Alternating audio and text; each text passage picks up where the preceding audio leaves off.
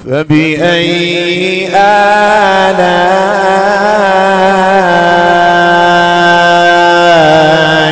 ربكما تكذبان.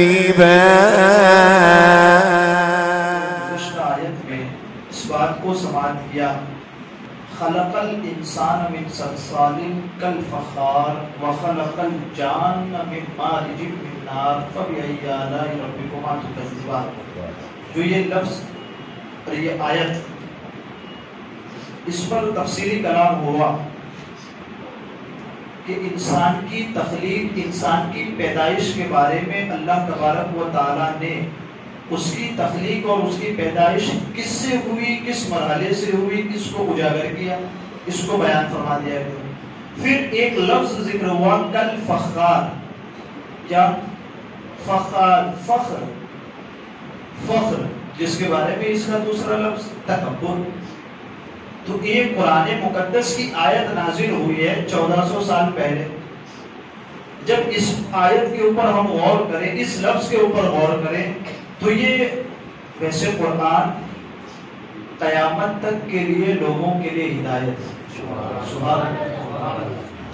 تو اس ماحول میں ابھی ہم اگر اپنے ماحول کو دیکھیں تو یہ آیت کہیں نہ کہیں ہمارے اور آپ کے ماحول کو ٹچ کرتی ہے، بہت زیادہ طور پر ٹچ کرتی ہے. کس اعتبار سے؟ کہ ایک فضا قائم کی جا رہی ہے زمانے دنیا میں. کس چیز کی؟ تکبر کی فضا قائم کی جا رہی ہے. آپ دیکھیں میڈیا کے ذریعے، سوشل میڈیا کے ذریعے، پرنٹ میڈیا کے ذریعے، الیکٹرانک میڈیا کے ذریعے، ہر کسی کے ذریعے، موبائل سے لے کر کے اخبار تک اور نیوز چینلوں سے لے کر کے فلموں تک، ہر ایک جگہ پر تکبر کے بارے میں آپ کو رجحان دیا جا رہا ہے. آپ اور یہ نہیں کر سکتے، اس نے آپ کا یہ کام کر دیا، آپ اس کو سڑک کے درمیان مار نہیں سکتے، آپ اس سے بدلہ نہیں لے سکتے. یقیناً آپ ایسا کر سکتے ہیں، آپ کر گزریے، آگے کیا ہوگا دیکھا جائے گا، آج کر ڈالیے. یہ کیا ہے؟ یہ تو تکبر ہے. جس کو نہیں سمجھ رہے یہی تو تکبر ہے. کہ یہ جو انسان کی فطرت، انسان کی اپنا نیچر، قرآن کہتا ہے مٹی سے بنا انسان. تو انسان کی فطرت کیا ہے؟ جھکنا. انسان کی فطرت کیا ہے؟ کہ حکم کو ماننا. انسان کے اندر اپنے اس کی مادے تخلیق کے اندر کون سی چیز ڈالی گئی ہے؟ کہ اطاعت کرنا. اب یہاں اس کے مقابلے میں عاجزی اختیار کرنا انسان کو. لیکن انسان کی فطرت کو توڑ کر اس زمانے میں بندے مومن کو، مسلمان کو قرآن کا باغی بنایا جا رہا ہے کہ لوگوں تم مسلمانوں تکبر نہیں کرو گے، اپنا بدلہ نہیں لو گے، تم اس سے اپنا انتقام نہیں لو گے، اس سے آگے نہیں بڑھ جاؤ گے، تم سب کچھ کر سکتے ہو. یہ تکبر کی فضا ہمارے درمیان قائم کی جا رہی ہے، ہر ایک چیز کو لے کر کے قائم کی جا رہی ہے. اگر آپ گھر میں جا رہے ہیں تو آپ کو ٹی وی پر بھی وہی چیز دکھائی جا رہی ہے. اگر آپ ٹی وی سے دور ہیں اور موبائل میں تو موبائل میں بھی آپ کو وہی چیز دکھائی ہے. اگر آپ موبائل سے بھی دور ہیں اور اخبار پڑھتے ہیں، اخبار میں بھی آپ کو وہی چیز دکھائی جا رہی ہے کہ آپ تکبر کیوں نہیں کر رہے. تو یہ آیت اس زمانے میں ہمارے لیے بہت زیادہ رہنمائی کرتی ہے کہ جہاں پورا ماحول یہ بنایا گیا ہے انسان اپنا فطرت، انسان اپنا نیچر بدل دے اور تکبر اختیار کر جا، سب سے بڑا دکھائی دے. انسان اچھے سے اچھا کیوں پہنتا ہے؟ بھائی میں سب سے بڑا دکھائی. مہنگی سے مہنگی کار کیوں خریدتا ہے؟ میں سب سے اوپر بلند دکھائی دوں. اس کے پیچھے راز کیا ہے؟ تکبر. اس کے علاوہ کوئی چیز ہو سکتی ہے؟ تکبر ہی نا. بھائی میں سماج میں مجھے لوگ بڑا کہیں، اس کے پیچھے ریزن تکبر. اور تو کوئی چیز ہو نہیں سکتی. مجھے سب سے اونچا عہدہ مل جائے، تکبر اس کے پیچھے. تو جہاں چاروں طرف سے آپ کی فطرت کو توڑا جا رہا ہے اور تکبر کی طرف آپ کو لے جایا جا رہا ہے، وہاں سورۃ الرحمن کی یہ آیت ہر لمحہ ہماری رہنمائی کرتی ہے. انسان یہ ماحول کو دیکھ کر اپنی فطرت اور اپنا نیچر بدلنے کی کوشش نہ کرنا. ہم نے تمہیں مٹی سے بنایا ہے، ہمیشہ اپنی فطرت، اپنی تخلیق پر غور کرتے رہنا. تم اپنی تخلیق پر غور کرتے رہو گے تو تم ہر لمحہ قرآن کے بتائے ہوئے راستے پر چلتے رہو گے. تو یہاں اس اعتبار سے بھی یہ آیت ہماری رہنمائی کرتی ہے کہ یہ آیت پر ہم غور و فکر کرتے رہیں. کتنا بھی عہدہ ہمیں مل جائے، کوئی بھی چیز ہمارے پاس آ جائے، ہر لمحہ ہم اپنے بارے میں تصور کریں گے کہ ہم ایک مٹی کے بنے ہوئے انسان ہیں اور مٹی کا کام ہے ہر لمحہ زمین کی طرف جانا، نیچے کی طرف جانا. جھکنا، عاجزی اختیار کرنا، ہم کچھ نہیں ہے، یہ الفاظ استعمال کرنا، سب کچھ دیا ہوا میرے رب کا، یہ شکر کے الفاظ استعمال کرنا، ٹھیک ہے یہ چیز۔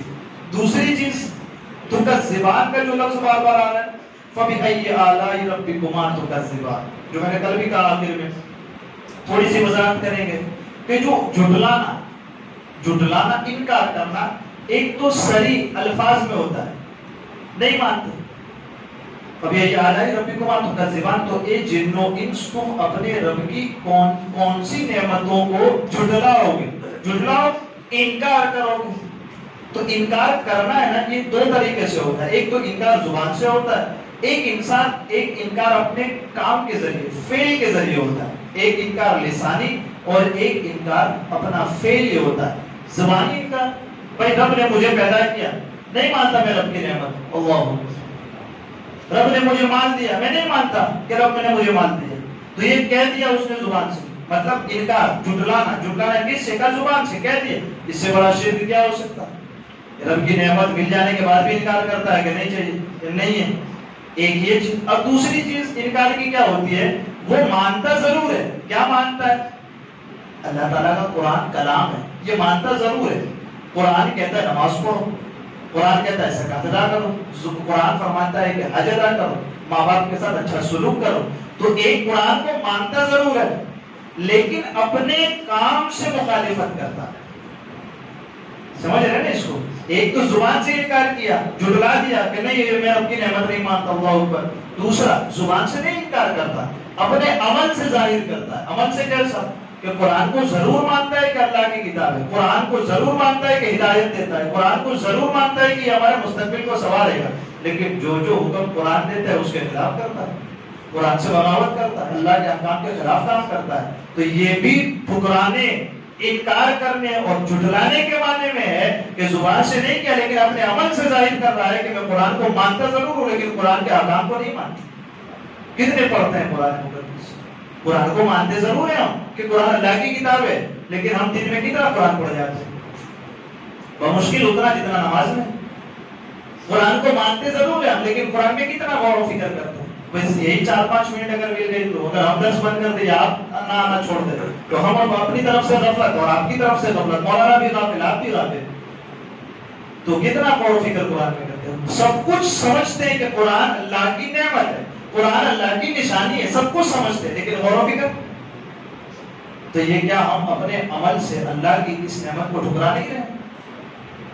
ہم آپ اپنے دل پر ہاتھ رکھ کے سوچے تھوڑی دیر کے لیے کہ کیا اللہ نے اتنی ساری نعمتیں دی اس لیے کہ ہم اس کی ناشکری کریں؟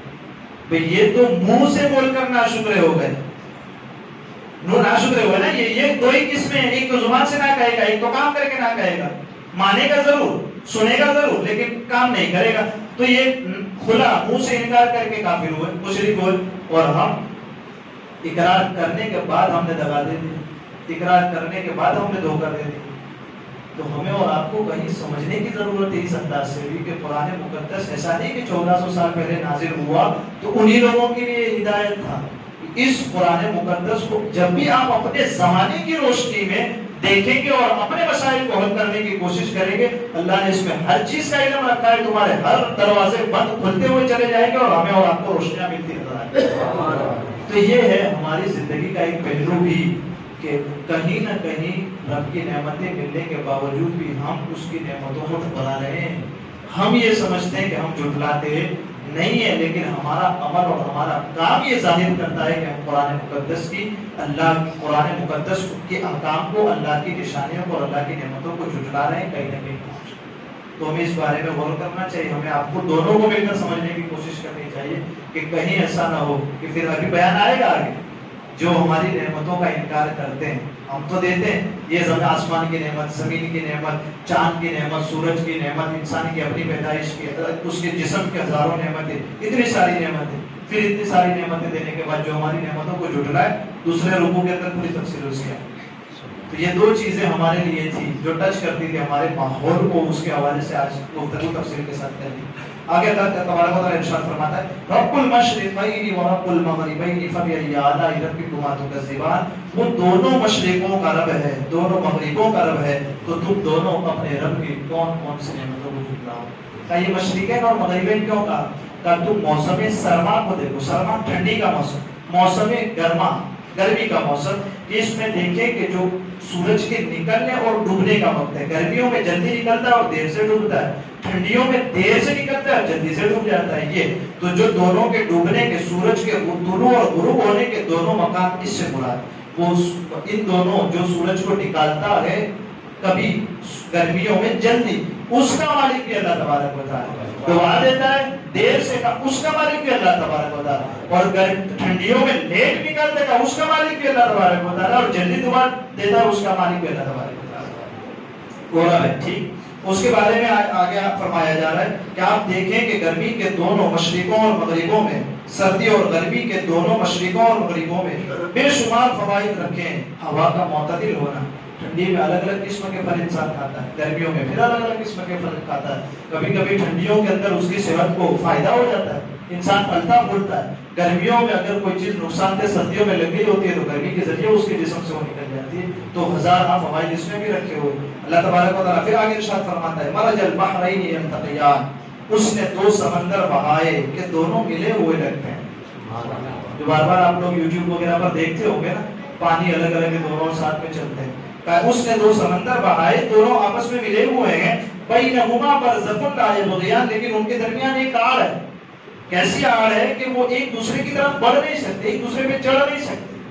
ٹھیک ہے، آگے فرماتے ہیں فَبِأَيِّ آلَاءِ رَبِّكُمَا تُكَذِّبَانِ، تو تم دونوں یہ جن و انس اپنے رب کی کون کون سی نعمتوں کو جھٹلاؤ گے؟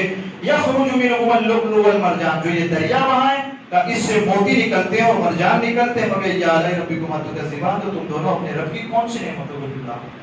قدرت کاملہ کو دیکھیں نا کہ پانی کی تاثیر ہے، وہ جس بھی چیز میں مل جائے نا اس کے اثر کو ختم کر دیتی ہے۔ پانی فوراً کسی بھی چیز میں مل جاتا ہے اور مل جانے کے بعد اس کا ذائقہ بھی تبدیل کر دیتا ہے کہ نہیں کرتا؟ شکر رکھی ہو، پانی کے اندر کوئی ذائقہ موجود ہے، لیکن جب شکر کے اندر آپ پانی ڈال دو تو شکر میں مل جاتا ہے اور میٹھا ہو جاتا ہے، برابر ہے۔ یہی حال نمک کا، پانی کے اندر اپنا کوئی ذائقہ الگ، لیکن اس کو نمک میں ڈال دو تو وہی کھارا۔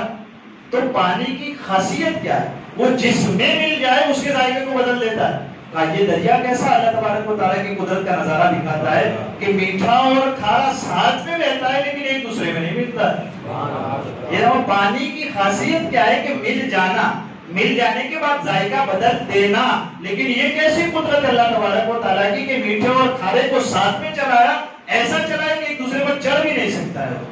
کشتی کو درمیان میں کھڑا رکھے آپ، ادھر سے پانی پیے تو کھارا اور ادھر سے پانی پیے تو میٹھا، دونوں ایک دوسرے میں ملتے تک نہیں۔ کہا یہ ہماری قدرت کا نظارہ دیکھیں، ہماری جو نشانیاں ہیں اس میں دیکھیں کہ ہم کیسے قادر ہیں، ہم کس انداز سے بہترین چیز پیدا کرتے ہیں، اور پھر یہ چیز دیکھ کر کے یہ نعمت ہم نے تمہیں استعمال کے لیے دے دی، اس پر ہمارا شکر ادا کرو، اور اس چیز کو دیکھ کر ہماری قدرت کو مانو کہ ہم قادر ہیں۔ یہ چیز اللہ تبارک و تعالیٰ مجھے آپ کو کہنے سننے سے زیادہ علم عمل کی توفیق عطا فرمائے، ہمارے کہنے میں سننے میں عمدن سمون پہ خطا ہوئی ہو، اللہ عز و جل اپنے حبیب کے صدقے میں اسے معاف فرمائے۔ قرآن مقدس کو پڑھنے، اسے یاد رکھنے، اس پر عمل کرنے، ترجمہ تفسیر کو دل میں بسانے، عمل کرنے، دوسروں تک پہنچانے کے لیے اللہ تعالیٰ اپنے حبیب کے صدقے عطا فرمائے۔ وصلی اللہ تعالی علی خیر خلقہ محمد وعلی آلہ وصحبہ